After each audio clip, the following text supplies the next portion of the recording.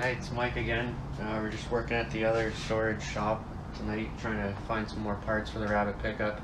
So I thought we'd do a little walk around on the Scirocco. So I think my dad bought this car back in 2005, and then it sat in storage when he had it. And I sold my first rabbit pickup, and I was really looking for a two-door rabbit and couldn't find one. So he said, "Why don't you just buy the Scirocco?" So I ended up with it that way. And it was a super solid car. It came from Oklahoma originally. You just bought it as a shell, so it was really solid body, but the interior and everything was baked out of it.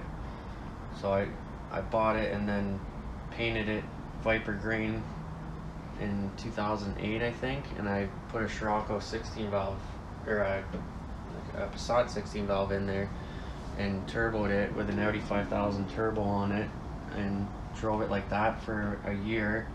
And then I took that engine out and then really built one with rods and pistons and put a huge whole set turbo on it, and had that going for a few years, and ran 13 1/4 mile on street tires. And then I got too many tickets, so I decided to swap it to a TDI because not too many people were doing that, and did as much as I could. I shaved the engine bay and everything on it. Got 2 engine harnesses and lengthened them, and ran all the wiring in the fender well and everything, and then ran the factory connector down there and hit all the wiring and everything. Ran the fuel filter in the inner fender there, the computer's under the glove box inside, and rebuilt this whole engine, put the Jetta TDI transmission in it, converted it to hydraulic clutch and everything, cable shift. Yeah, it did a bunch of stuff. It's hard to remember, it was so long ago. It's got ARP head studs in it, a Colt stage 2 cam. The injection pump was done, like a performance pump. And I was running Garrett GT 1749 turbos on it, and I blew 3 of them up, running close to 30 pounds boost. So it went into storage in 2016, and someone wanted that turbo, so I sold it to them, and then it sat since then, 5 years off the road with no turbo on it. So I bought the hull set HG211, I believe it is, and finally getting around to mocking it up. So finally got the proper manifold and everything to run it.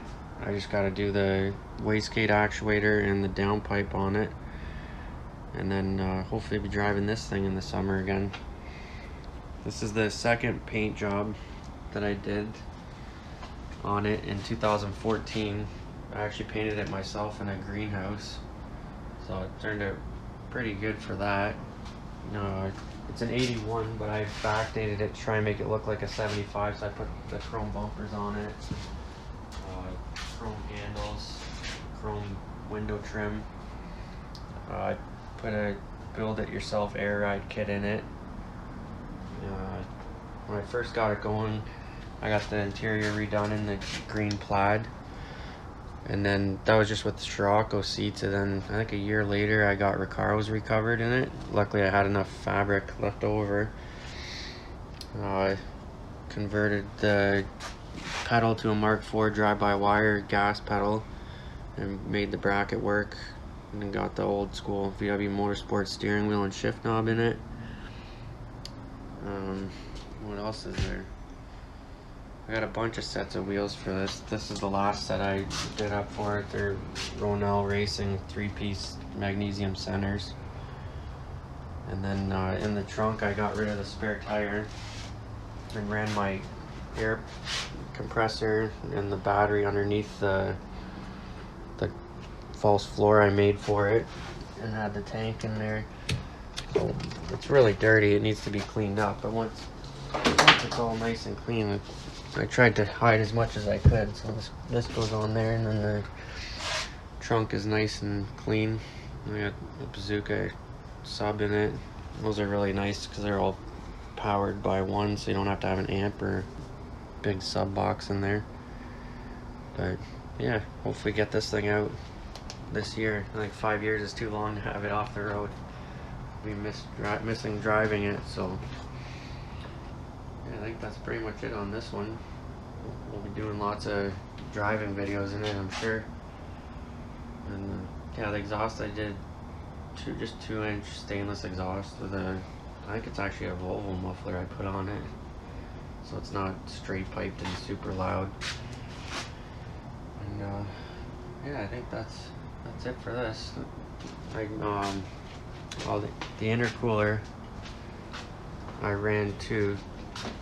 You can see I hid all the boost pipes as much as I could so they run underneath the frame rail. It was tricky to get them to work, but tried to hide as much as I could to run up in there. I think I'm going to try and make a custom intake for it too.